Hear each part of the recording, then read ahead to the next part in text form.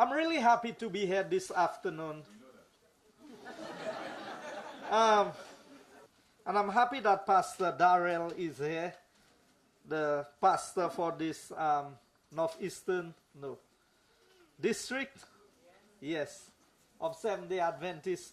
And I'm happy that the location for this opening ceremony is right next to where the church is going to be built. That's the lot for the church. Because we believe in wholesome community development. When we discuss the possibility of taking a piece of the forest reserve to create additional housing for the community. And I'm proud today because this project has materialized and God has been good to us. I came into government, I said I'm starting this project first. Charity begins at home. So, fortunately, now you may be wondering why we opening a housing project with no houses. There is a reason. I believe that you cannot start at the top of the ladder. You have to start at the bottom and work your way up. We followed a particular model. Now I know they have consultants here and I know that's how they make their living. But consultants have a way of skyrocketing prices on projects. They have a way that you have to pay them so much, and the longer the project goes, the more money they make, the more costly it becomes.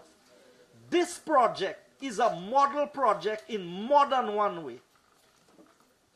Because we did not have a direct consultant who was there nitpicking on every little thing about the project. But you can see the quality of the output that we have. And that is why we were able to manage this project so effectively. Now I take a lot of criticism, PM, publicly, but I want to be judged by what I do. And I want to challenge anybody who want to question the work that we are doing in the ministry that I am responsible for, of which NHC is a part, to find another housing project of that quality that happened 10 or 15 years ago that is cheaper than this project. And if you can find one, then you can criticize me.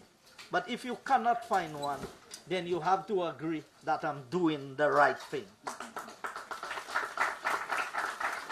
Because at the end of the day, I'm not doing it for me. I'm doing it for the community. My wife is here. She begged to buy a lot here. I told her, you cannot buy a lot here. So I did not allow her to put in an application to buy a lot. The contractor, Fresh Start. You hear about them on the media. You hear all the criticism. But if any contractor in St. Lucia can offer me a package as good as the package that we received on this project, I am ready to engage them tomorrow. And imagine, and it's not, and they're not charging us interest yet. But I know the interest may come. The extent of the work you see done on the playing field, we have not paid any money for that. All of that was built into the project.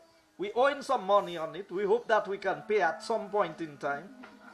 But the reality is, we have received value for money. I know who applied for lots.